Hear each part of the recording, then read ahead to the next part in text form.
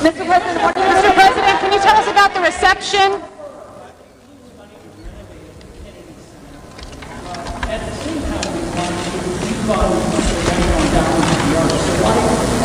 Well, we're going to save the Kennedy Center. We're going to make it incredible. We have all the funding. We raised a lot tonight. We'll put in a lot of money to bring it back to the highest level, higher than it was ever before. It's got great sound. You know, the bones are very good. The sound is great. You'll see that tonight. But we look forward to doing a real job. Mr. President. It's a great honor, actually, to be chairman. They asked me to be chairman. That's a great. I have a lot of other things going, I will tell you, but it's a great honor to be chairman. Mr. President, a question from Newsmax.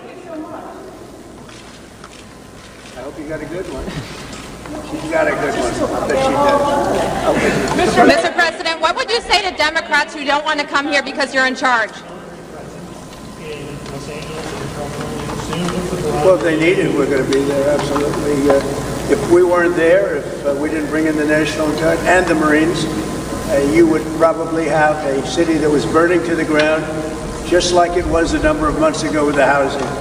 You would have had a big problem there. We weren't there. In fact, the police chief said so much. If you look at what his statements were, he said, we're very lucky to have had that. If we weren't there, that city would have been burning to the ground, would be burning right now. Mr. President, what do you think of actors who are thinking about boycotting tonight? Of unrest, what are you prepared to do, sir? About what? If this turns, well, the protests have spread down to 16 cities across the U.S. Well, I don't know. That's what you're saying. Do I believe you? I don't think so. Well, I got that. I can tell you that what we have is a situation in Los Angeles that was caused by gross incompetence. They didn't have the police to handle it. The police were asking us to come in.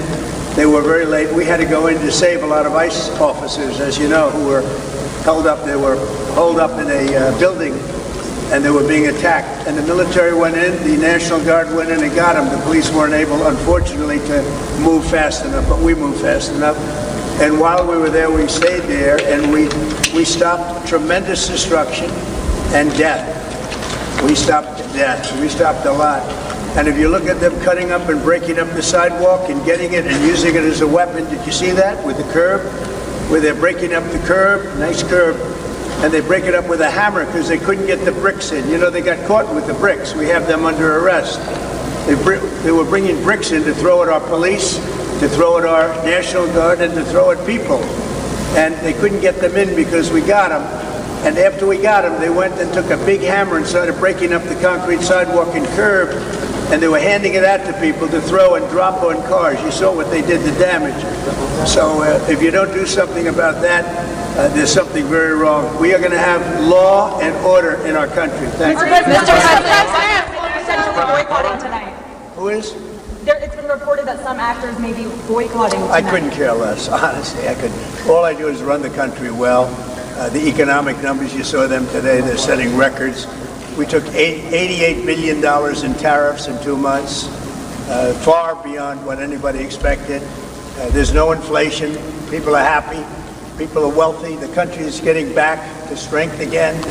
That's what I care about. And we're going to have a safe country. We're not going to have what would have happened in Los Angeles. Remember, if I wasn't there, if I didn't act quickly on that, Los Angeles would be burning to the ground right now. Thank you.